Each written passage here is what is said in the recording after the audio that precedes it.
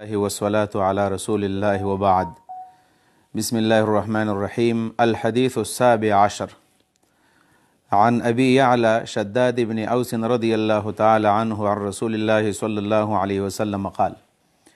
إن الله كتب الإحسان على كل شيء، فإذا قتلتم فأحسنوا القتلة، وإذا ذبحتم فأحسنوا الذبحة، وليحد أحدكم شفرته وليرح ذبيحته. رواه مسلم. دا 40 النووي دا ولسم نمبر حدیث دے او دا حدیث د سیدنا ابو یعلا شداد ابن اوس رضی اللہ تعالی عنہ روایت دے. شداد ابن اوس صحابی دے، ابو یعلا د اسم کنیه دا. د حدیث ترجمه دا ابو یعلا شداد ابن اوس رضی اللہ عنہ روایت دے عن رسول الله صلی اللہ علیہ وسلم، او دا حدیث اغا نقل کئی دا رسول الله صلی اللہ علیہ وسلم نا، یعنی دیتا مرفوع وی چی کلا صحابی دا نبی علیہ السلام نا حدیث نقل کی دیتا حدیثی مرفوع وی. سند محمد رسول اللہ تورسی کی متصلن، یا صحابی وی چی رأیت رسول اللہ، یا اوی چی سمعت رسول اللہ، یا قال لی رسول اللہ، یا عن رسول اللہ، عن نبی صلی اللہ علیہ وسلم. دا طول الفاظ و دا رفع الفاظ دی،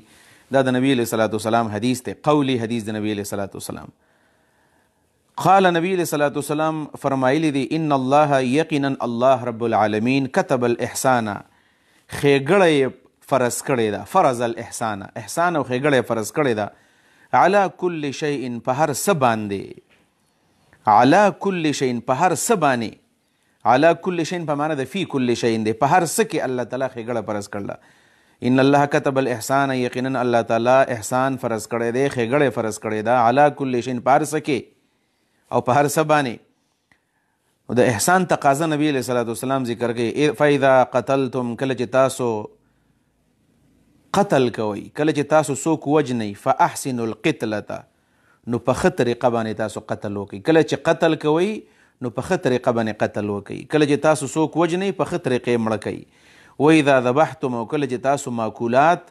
او دس حیوانات چی داغی غوخ خوڑا لیکی گی کلچ تاسو ذبح کوئی نو فاحسنوا الذبحة پخ طریقہ بنے تاسو ذبح وکی، پخ طریقہ. او بیا نبی علیہ السلام فرمائی: ولیحد او خامخد تیرے کی احدکم ہر یو کس پتاسو کی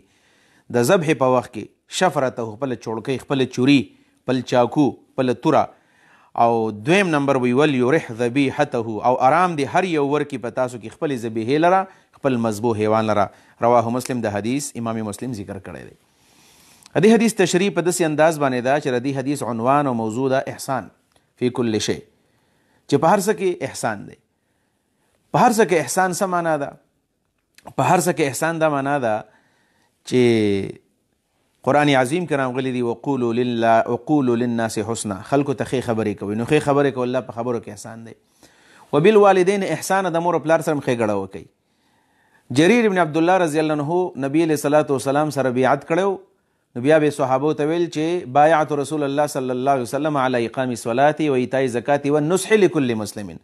دا ہر مسلمان سا خیگڑا کما، دا ہر مسلمان سر خیگڑا کول، دا احسان دے ہر مسلمان سے خیگڑا کول. بلکہ آغا حدیث کے مخ کے منگویلی دا تمیم رضی اللہ عنہ حدیث تے ابن اوس داری چی نبی علیہ السلام فرمائی: الدین النصیحہ، دین سر اثر خیر خواہی دا، للہ ولکتابہ ولرسولہ ولائمت مسلمین وعامتهم، دا طول خلقو دا پار احسان خیر خواہی دا. مطلب دارے چی اللہ تعالیٰ دا احسان فرض کرے دے، نو منگو پا خبرو کے احسان، پاترو کے احسان، پناستا کے احسان. ان اللہ کتب الاحسان، یقینا اللہ رب العالمین احسان فرض کرے دے، خیگڑے فرض کرے دے. علا کل شیئن، علا دا فی پا منا دے پا ہر سکے فرض کرے دا. الفاظ دا حدیث دے علا کل شیئن، دسی و نوایو چے الا کل شیئن، بلکہ ویل علا کل شیئن. مطلب دا دے سدے چے الا کل شیئن و نوایو او علا کل شیئن وایو، مطلب دا دے چے احسان دا یو معین شی سر خاص ندے، دا یو خاص معین شی سر خاص ندے، بلکہ دا طول جون سر تعلق لری، دا طول جون سر تعلق لری. نو علا کل شیئن زکا وایو. او بیا نبی علیہ السلام دا غی مثال ذکر کو، بلکہ یو سو مثالوں نے ذکر کرل. فَإِذَا قَتَلْتُمْ کلچ تاسو قتل کوئی، کلچ سشے وجنی، فَأَحْسِنُوا الْقِتْلَةَ پخط رقبانی وجل کوئی. وَإِذَا ذَبَحْتُمْ کلچ تاسو ذبح کوئی، فَأَحْسِنُوا الذِّبْحَةَ نو تاسو پخط رقبانی ذبح کوئی و ذبح کوئی. د قتل او د ذبح منځ کې فرق دا دی چې اذا قتلتم معنی دا د فرق دا دی د قتل او دارنګې د ذبح چې ذبح معنی دا ده چې د هغه شي کیږي چې هغه خوړلی کیږي او قتل د هغه څه کیږي چې هغه نه خوړلی کیږي لکه انسان قتل کول سپی قتل کول خنزیر قتل کول دې ته قتل ویلی کېږي من قتل کو هغه ذبح کو نو ځکه ذبح چې دا په ذبح باندې یو شی حلالیږي نو مقتول چې دی المقتول لا يحل بالقتل مقتول په قتل نه حلالیږي به طور مثال یو انسان دی هغه سپی مړ کړي او ډېر ضروري شی دی او موږ ووایو چې ډېر ښکلی قتل یې وکړو احسن القتلته او بیا د هغې نه وروسته و چې زه خورم نو دا خوړی نه شي البته چې کوم مذبوح دی او یو انسان راولېږي الانسان ذبح دجاجة چې هغه چرګه حلاله کړله نو موږ وایو احسن ذبحه ذبح ښه وکړله خو دا اوس خوړلی کېږي لهذا المذبوح یؤکل مذبوح خوړلی کېږي والمقتول لا یؤکل مقتول نه خوړلی کېږي دا معنا ده اوس قتل د څه شي دی نو قتل د هر څه شي دی نو نبي علیه صلات وسلام پکې موږ ته ووایي چې تاسو په دې کې ښېګړه کوئ د مقتول سم ښېګړه کوئ به طور مثال سپی دی په یو ډز باندې وژلی کېږي موزي دی نو دوه ډزې مه وله یو انسان دی په دارالحرب کې د ګیر کو کافر دی مړ دی کو بس ختمه شوه خبره الله رب العالمین فرمایي که نه چې تاسو ګورئ لا یسرف فی القتله په مقتولینو کوم زیاتی نه کوي مسله به نه کوي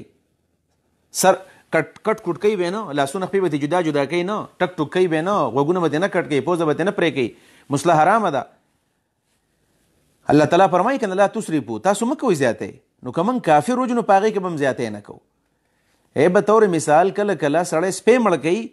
او تقریبا ټول کلی پسې راوځي او په ټوپکو باندې ولي داسې مه کوه بلکې د سپي د وژلو یو خاص طریقه ده یو ډز ورشه یا ولې څه خاص دوایي ورکه انجکشن ورته ووهه نو دې طریقه باندې قتل وکړئ تاسو د الخلق عیال الله د ټول مخلوق د الله خاندان دی په دې الله خفه کېږي په دې سپو هم الله خفه کېږي او په دې پیشوګانو هم الله خفه کېږي په دې حیواناتو هم خفه کېږي الله تعالی په هر څه کې احسان فرض کړی دی یوازې د انسان سره نه د بعضې استادان تاسو خیال نه وي استاد شاګرد ایسه کې داسې ووهي ته به دی دشمن دی نو وهل خو صرف او صرف د تأدیب دپاره دي د تعذیب دپاره نه دي دا حافظان استادان کله کله شاګردان را ایسار کړي او اویا چوکې او اتیا چوکې وهي څومره ظلم دی داسې به نه کوي سړی هر څه شی چې موږ وجنو د هغې د وجلو خاص طریقه ده بس چې کله مړ شو بس ختمه شو خبره د قتل نه اخوا بل به سړی څه کوي د هغې سره او اذا ذبحتم فاحسنوا ذبحته کله چې تاسو یو شی ذبح کوئ نو په ښه طریقه باندې ذبح کوئ نو په ښه طریقه موږ څه ذبح کوو غواګانې ګډې بیزې چیلي اوښان کې خو نحر دی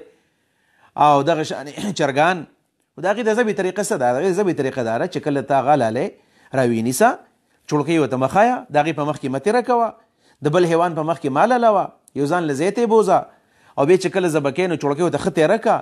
او د هغې نه د هغې آداب لري چې قبلې طرف ته له مخ راواړوي دی آداب دي بیا د ورسره آداب دي او ډېر زیات په مینه محبت باندې هغه حلال که الله اکبر ووایه بسم الله الله اکبر ووایه او بله دا چې کله یې حلالې نو چې حلال دي کو نو کم څلور رګونه دي کم مرۍ دي او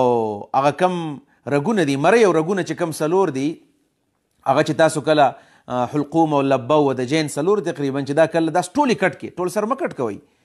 بلکې د چرګ دی بل څه شی دی بس هغه مرۍ دوه مرۍ دي دوه رګونه چې کله حلال شو او دا ذبح شو بس خبره ختمه شوه د هغې نه پسې پرېږدوه او چې دا وینه تیښه لاړه شي فورن په سرمن باندې مه ورځه چې سرمن یې فورن ته د سرمن تې وباسي په دې چرګانو والا که ستاسو خیال په دې بازارونو کې چرګ حلال کې یو دم بیلر ته واچوئ منډ کې دننه راوباسي او هغې نه چې کله سرمن وباسي تا لیدل کې د کوره پورې به هغه ګرم وي ځکه د هغې نه سا نه ده وتلي دا ظلم دی زیاتی دی دغه شانې دا بعضې قصابان چې میخ حلاله کړي هغه له پرشار یې کوي سا ته نه یې وتلي دا پې شروع وکړي دا زیاتی دی ظلم دی داسې به نه کوي په مخلوق خدا باندې رحم کول دا د حدیث مقصد دی نو اذا ذبحتم فاحسنوا ذبحته اوس د فاحسنوا ذبحته او د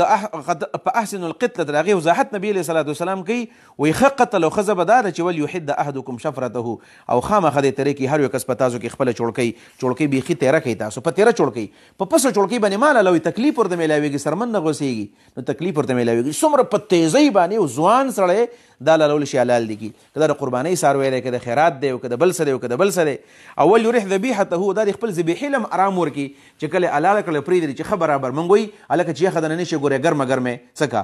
سرمن تې وباسه نو ټیک د ګرمه ګرمه سرمن ایستل پکار دي خو سرمن به چېرته په 200 300 په 1000 روپۍ به خرڅ شي سرمن په تندر باندې وله سرمن پیسو ته مه ایسارېږه دومره غټ څاروی دی د لکونو حلال کو د زرګونو نو خیر دی که دا 1000 روپۍ 1500 روپۍ ستا خرابې شولې او دا سرمن خیر دی که روغه ونه وتله هغه دې خرابه شي خو تکلیف مه ورکوه، 1000 روپۍ پرېږدوه خو تکلیف حیوان له مه ورکوه. او دویمه دا ده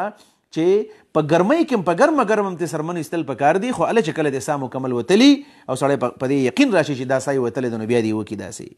د دې حدیث مقصد دا دی. د دې حدیث بعضې فواید دی دا دي. یو فایدې داره چې د الله تعالی په مخلوق باندې رأفت او نرمي کول پکار دي، سختۍ نه کار نه دی اخیستل پکار. چا د نه لار وغوښتله لار ورته وښایه، احسان دا دی که نه. څوک یې ما ته لار وښایه لار ورته وښایه، څوک یې ما ته سبق ووایه سبق ورته ووایه، څوک یې ما دم که دم یې که، څوک یې زما خدمت وکړه خدمت یې وکړه، څوک یې زما سره د قرض معامله وکړه وکړه سره. دا مطلب د احسان دی که نه. احسان د هر چا څه کول. او داسې نه چې جب اپنا بچہ روتا ہے تو دل میں درد ہوتا ہے اور جب کسی اور کا بچہ روتا ہے تو سر میں درد ہوتا ہے. چې خپل بچی جاړي په زړه دې درد راځي او که بل جاړي په سر دې درد راځي. داسې نه چې بل بچی جاړي پروا دې نشته، خپل بچی دې جاړي هغسې نه یې څه لګې. د بل بچی احساس سبه احساس د بل د اوښکو وکړي. او چا چې خپل عمر کې جړلې نه وي نو خپل چې چا په عمر کې نه جړلې د بل چا احساس د اوښکو نشي کولی. لہذا د بل د اوښکو احساس کول پکار دی، د بل درد محسوسول پکار دی، د بل درد محسوسول پکار دی. علما حضرات چې کله جنازې له راشي د چا مړی دی ښه په مینه محبت دعاګانې ولو غواړي، دا احسان دی. دا زمونږ دا بعضې علما کرام د جنازو نه ځان خلاص کړي، الله اکبر الله اکبر الله اکبر، خبره ختمه. نو داسې نه. او د دې حدیث دویم مقصد الحث علی الاحسان فی کل شی. په هر ځای کې خلک په احسان تیزول، خلکو ته وایي احسان کوه، په خپله باندې احسان کوه. او د دې سره دا معنا ده چې کله یو شی قتل کیږي نو چې د قتل هم په ښه طریقه باندې وشي، او چې کله یو شی ذبح کیږي چې په ښه طریقه باندې ذبح شي. دا د حدیث مقصد دی. البته د دې حدیث نه قصاص مستثنا دی. قصاص څنګه مستثنا دی؟ یو انسان دی څوک یې مړ کړو چې څنګه یې مړ کړو هغسې به دا وجلی کېږي. قصاص بالمثل ورته ویلی کېږي. فإن عاقبتم فعاقبوا بمثل ما عوقبتم. چې څنګه سزا درله چا درکړله هغه به وله ورکولی کېږي. لکه څنګه چې د یهودي هغه واقعه ده په حدیثو کې راغلې ده. د یوې جنۍ سره هغه په کاڼي باندې ویشتی او نبي علیه صلات وسلام ویل چې ایورز رأسه بین حجرین، د دې ښځې هم د دا سر دا په 2 کاڼو کې وټکولی شي. نو ګوره دا اګر که سخت دی خو د بل چا څه ظلم کړی دی. یا نبی علیه صلات وسلام چې کله هغه د عرنیین راغلي او د اوښانو هغه میتیازې په نبي علیه صلات وسلام وسکلی یو پی او د هغې نه پس هغوی هغه چرواها هغه یې وجلی و. نو نبي علیه صلات وسلام صحابو ته لاړ شي پسې او چې څنګه زما ملګری وجلی دقه شانې تاسو مړ کوئ. نو دغه قصاص بالمثل دی. دا د حدیث مقصد دی. الله رب العالمین دې موږ په دې حدیثونو باندې پوه کړي او الله رب العالمین دې موږ صحیح مسلمانان جوړ کړي. وصلی الله تعالی علی خیر خلقه محمد و آله صحبه اجمعین برحمتک یا ارحم الراحمین.